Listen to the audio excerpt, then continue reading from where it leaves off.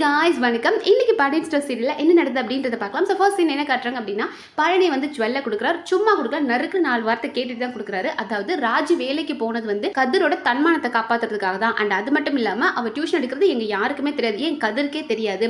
Already வந்து ராஜி வீட்டில் tuition எடுக்கிறேன்னு சொன்னதுக்கே மச்சான் வேணான்னு சொல்லிட்டாரு. அதனால அந்த பிள்ளை போய் சொல்லிட்டு போய் டியூஷன் எடுத்துச்சு. அது மட்டும் இல்லாமல் கடை ஓஹோன்னு வந்துட்டு இருக்கு. கடவுள் புண்ணியத்தில் கடை நல்லா போயிட்டு இருக்கு மச்சானோட கடை. இப்படி யாரோட காசை வாங்கி தான் வந்து பொழப்பு நடத்தணுன்ற அவசியம் கிடையாது அப்படின்ற மாதிரி நறுக்கு 4 கேள்வி கேட்டாரு. ஸோ சக்திவேல் கோவம் வருது. போலறத ஒப்பிக்கிறதுலாம் ஒப்பிச்சிட்டலே நீ கிளம்பு அப்படின்றாரு.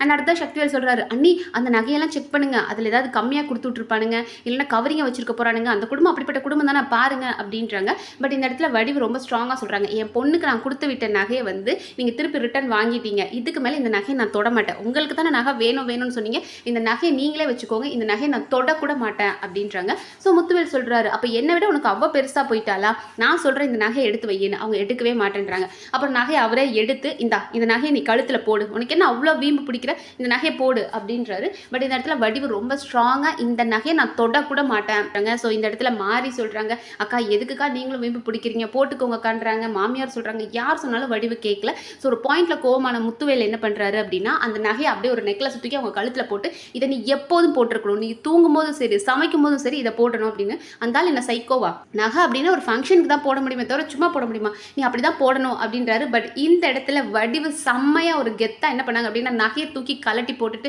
நான் போட முடியாது, நான் தொடக்கூட மாட்டேன் அப்படின்ட்டாங்க. ஸோ முத்துவேலுக்கு செம்ம இன்சல்ட்டிங்காக போயிடுச்சு. அவங்க கழுத்தெல்லாம் பிடிச்சி நெரிச்சு உன்னை கொல்ல போறேன்டி அப்படி இப்படின்றாரு. பட் இங்கே சக்திவேல் குமார் எல்லாம் பிடிச்சிட்டு சரி வாங்க நகை வந்துருச்சுல வாங்க அப்படின்னு சொல்லிட்டு முத்துவேலை கூட்டிகிட்டு போயிடுறாங்க. அண்ட் அடுத்த சீனில் என்ன கட்டுறாங்க அப்படின்னா, மயில் வந்து அந்த நகையை வச்சுட்டு யோசிச்சுட்டு இருக்காங்க, ஐயோ நகையெல்லாம் கருத்து போச்சு, இப்போ தான் 1 2 கருத்து வருது, நீ எல்லாமே கருத்துருமே, நான் என்ன பண்ணுறது அப்படின்னு யோசிச்சுட்டு இருக்கிறாங்க. அண்ட் இதை மீனா பார்த்துடுறாங்க, அக்கா என்னாச்சு, ஏன் நகையை வச்சு ஏதோ புலம்பிட்டு இருக்கீங்க அப்படின்போது, ஒன்றும் இல்லை மீனா அப்படின்னு சொல்லி நகையெல்லாம் எடுத்து ஒழிச்சு வைக்கிறாங்க. ஸோ மீனான்ட்டு உங்கள் நகையெல்லாம் நான் ஒன்றும் கேட்க மாட்டேன், ஏன் இப்படி பயப்படுறீங்க அப்படின்னாங்க. அண்ட் அடுத்ததாக வந்து மயில் கேட்குறாங்க ராஜி கிட்ட, என்ன ராஜி நகையெல்லாம் போயிடுச்சுன்னு கவலைப்படுறியா, ஏன்னா எல்லா வீட்லேயும் ஒரு ஃபங்க்ஷன் வரும்போது எல்லாரும் நகை போட்டிருப்பாங்க, நம்மகிட்ட நகையில்லை, நீ கவலைப்படுறியா அப்படின்போது ராஜி சொல்கிறாங்க, எனக்கு இந்த நகை மேலெல்லாம் இன்ட்ரெஸ்ட் இல்லை, அம்மா கொடுத்து விட்டாங்கன்னு தான் நான் வச்சுருக்கேன், பட் எனக்கு நகை மேலாம் பெருசாக இன்ட்ரெஸ்ட் இல்லைக்கா அப்படின்றாங்க. ஸோ மீனா சொல்கிறாங்க, அவையே ஃபங்க்ஷன் வந்தால் நகை இல்லாமல் இருக்கணும், என்கிட்ட தான் நிறைய நகை இருக்குல்ல, இதில் பாதி நான் அவளுக்கு கொடுத்துருவேன் அப்படின்றாங்க. உடனே தங்கமயிலும் பேருக்கு இருந்துட்டு, ஆமாம் நானும் பாதி என்ன ஃபுல்லாக கூட உனக்கு கொடுத்துட்றேன், இந்த ராஜி நீயே வச்சுக்கோ, உனக்கு எதெல்லாம் வேணுமோ எடுத்துக்கோ ராஜி அப்படின்னு வாய் மட்டும் தான் சொல்லுது, கையை கொடுக்க மாட்டேங்குது. ஐயோ மாட்டிடுவோமோ எதாவது வாங்கிடுவாங்கன்னு பயத்திலே இருக்கிறாங்க. பட் ராஜி வந்துட்டு வேணாக்கா எனக்கு நகைமெல்லாம் பெருசாக இன்ட்ரெஸ்ட் இல்லை அப்படின்னு இவங்கெல்லாம் பேசிகிட்டு இருக்காங்க. கரெக்டாக அந்த நேரம் நம்ம கோமதியும் வராங்க. வந்துட்டு தங்கமயில கூப்பிடுறாங்க, வா லாக்கரில் போய் மற்ற நகைலாம் வைக்கலாம் அப்படின்ட்டு. பட் தங்கமயிலுக்கு அதை வீட்டிலே வச்சிடணும், அம்மா எப்படியே கொண்டு போயிட்டா பிரச்சனை தீந்துரும் அப்படின்றதுக்காக, அத்தை வேண்டாத்த எதுக்கு அத்தை லாக்கர்லாம் வச்சுக்கிட்டு நம்ம வீட்டிலே வச்சுக்கலாம் அப்படின்றாங்க. பட் கோமதி வந்துட்டு பக்கத்துலலாம் திருட்டு பயலுக வரானுங்க, நகையெல்லாம் திருடிட்டு போகிறாங்க, பணத்தை திருடிட்டு போகிறாங்கன்றாங்க, வீட்டில் அம்புட்டு நகை எப்படி வச்சுக்கிறது, வா லாக்கரில் போய் வைப்போம் அப்படின்போது தங்கமயிலிட்டு இல்லை வீடு சுற்றி நம்ம கேமரா வச்சுருவோம், கேமரா வச்சுட்டோம் அப்படின்னா திருடனுங்க யாரும் வரமாட்டானுங்க அப்படின்னு. என்ன நீ பண்ணிட்டு இருக்க, அதெல்லாம் முடியாது வா போகலாம் அப்படின்னு சொல்லிட்டு கோமதி கூட்டிகிட்டு போயிடுறாங்க. அண்ட் அடுத்த சீனில் என்ன காட்டுறாங்க அப்படின்னா, நம்ம சரண் வந்து அவங்க ஃப்ரெண்ட்ஸ் கிட்ட எல்லாம் பணம் கேட்டு பார்க்குறாரு. ஏன்னா தம்பிங்க தான் ஹனிமூனுக்கு காசு கொடுத்தானுங்க, என்ன பண்ணானுங்களோ சரி நம்ம அதை கொடுத்துடணும் அப்படின்றக்காக ஃப்ரெண்ட்ஸ் கிட்டலாம் கேட்குறாரு, கிடைக்க மாட்டேங்குது. ஸோ அவர் பேசுகிற இன்னொரு ஃப்ரெண்டு கிட்டையும் எப்படியாவது எமர்ஜென்சி கொஞ்சமாவது அரேஞ்ச் பண்ணி கூட, கொஞ்சம் எமர்ஜென்சி அப்படின்னு கேட்குறாரு. அங்கே தங்கமயில் சாப்பாடு கொண்டு வந்திருக்காங்க சரவணனுக்கு. தங்கமயில் கேட்குறாங்க சரவணன் கிட்ட, மாமா என்னாச்சு, ஃப்ரெண்டு கிட்ட ஏதோ காசு எமர்ஜென்சியாக கேட்டுட்டு இருந்தீங்களே எதுக்கு அப்படின் போது சரவணன் சொல்கிறாரு, அம்மா ஹனிமூனுக்கு தம்பிங்க தானே கொடுத்தானுங்க, அவனுங்க எங்கே கஷ்டப்பட்டு கொடுத்தானுங்களோ என்னமோ அதை திருப்பி கொடுக்கணும் தானே அப்படின்னு சொல்கிறாங்க. ஸோ இந்த இடத்துல தங்கமயில் கேட்குறாங்க, சரி மாமா ஏன் உங்ககிட்ட காசு இல்லையா அப்படின்றாங்க. அண்ட் இவர் சொல்கிறாரு, என்கிட்ட ஏது காசு அப்படின் போது, சரி இப்போ செந்தில் தம்பி கிட்ட காசு இல்லைன்னா தம்பி வந்து கடையில் வேலை பார்க்குது, மாமா கொடுக்குற காசு தான், அவர் கையில் காசு இல்லை, சரி ஓகே. கதிர் தம்பி இப்போ தான் படிச்சுக்கிட்டு வேலைக்கு போகுது, அந்த தம்பி கையில் காசு இல்லைன்னா பரவாயில்ல, ஆனால் நீங்கள் தான் கை நிறைய சம்பாதிக்கிறீங்களே மாமா, உங்ககிட்ட ஏன் காசு இல்லை அப்படின் போது சரணம் சொல்கிறாரு, இது என்ன அப்பாட்ட தான் நான் எல்லா காசும் கொடுத்துருவேன் அப்படின்னு, அப்போ நீங்கள் கொஞ்சம் கூட ஒரு 1000 2000 உங்களுக்கு கூட எதுவும் எடுத்து வச்சுக்க மாட்டீங்களான்னு போது, இல்லையே டீ செலவு வண்டி செலவு எல்லாத்துக்கும் அப்பா தான் கொடுப்பாரு அப்படின்றாங்க. ஸோ இந்த இடத்துலேருந்து தங்கமயில் அப்படியே கொஞ்சமாக ஆரம்பிக்கிறாங்க, உனக்குன்னு நீ எடுத்து வைக்கணும் அப்படின்றத கொஞ்சமாக இன்சிஸ்ட் பண்ணுறாங்க. பட் சரவணன் வந்துட்டு அப்பா தானே எல்லாத்தையும் கொடுக்குறாரு, அதெல்லாம் அப்பாவே பார்த்துக்குவாரு அப்படின்போது, இல்லை மாமா உங்களுக்குன்னு கொஞ்சம் நம்ம ஏதாவது சேவ் பண்ணி வச்சுக்கணும் இல்லையா அப்படின்போது, அப்பா எனக்காக எல்லா சேவிங்ஸும் பண்ணிட்டு இருக்கிறாரு அப்படின்ற மாதிரி சொல்கிறாங்க. சரின்ட்டு தங்கமயில், சரி நீங்கள் ஏன் மாமா எல்லாருக்கிட்டையும் கேட்குறீங்க, என்கிட்ட கேட்டுருக்கலாம்ல, நான் எவ்வளோ நகை வச்சிருக்கேன், அதே தான் வித்தாத உங்களுக்கு காசு கொடுப்பல அப்படின்னாங்க.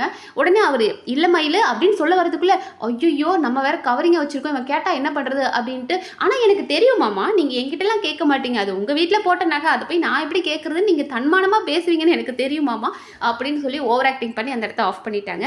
அண்ட் அடுத்த சீனில் என்ன காட்டுறாங்க அப்படின்னா, இங்கே அரசியை வச்சு எல்லாரும் கலாய்ச்சிட்டு இருக்காங்க. அரசி ஹாலில் உட்காந்து படிச்சுட்டு இருக்காங்க. ஸோ அரசியை வந்துட்டு ஆமாம் நீ படிக்கிற மாதிரி சும்மா நடிச்சிட்டு தானே இருக்க அப்படின்ற மாதிரி கலாய்ச்சிட்டு இருக்காங்க. ஸோ பாண்டியன் அந்த இடத்துல வந்து அரசிட்ட கேட்குறாரு, என்னம்மா உள்ளே போய் உட்காந்து படிக்க வேண்டியதானே, ஏன் இங்கே உட்காந்து படிக்கிற போது அரசி ஒரு பிட்டு போட்டாங்க பாருங்க, அப்பா உள்ளே போய் உட்காந்து அங்கே ஒரு ஃபேனு லைட்டு கரண்ட் பில் வரும்லப்பா அப்படின்ற மாதிரி ஒரு பிட்டு போட்டாங்க.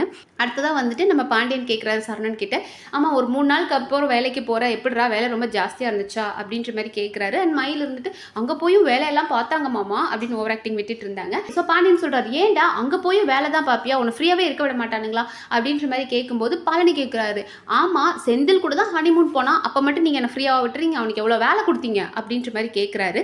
ஸோ இந்த இடத்துல நம்ம பாண்டியன் ஒரு வார்த்தையை விட்டுறாரு, என்ன அப்படின்னா அவன் வேற இவன் வேற அப்படின்ற மாதிரி சொல்லிட்டாரு. ஸோ இந்த இடத்துல அது நம்ம சரவணனுக்கும் ஹர்ட் ஆகுது, மீனாக்கும் ஹர்ட் ஆகுது. பாண்டியன் ஏன் இப்படி ஒரு பார்ஷாலிட்டி காட்டுறாரு அப்படின்னு தெரியல.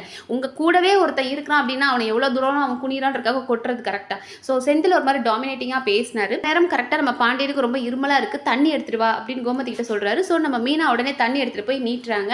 ஸோ இதை பார்த்த உடனே பாண்டியன் வாங்கலாமா வேண்டாமா, ஐயோ மீனா கொடுக்குறாள் இவ கையால் வாங்குறதா அப்படின்ற மாதிரி யோசிச்சுட்டு இருக்காரு. கோமதியும் முறைக்கிறாங்க, இவ எதுக்கு கொண்டு வந்து கொடுக்குறா அப்படின்ற மாதிரி முறைச்சிட்டு இருக்காங்க. இதோட இன்னைக்கு எபிசோட் முடிச்சிட்டாங்க.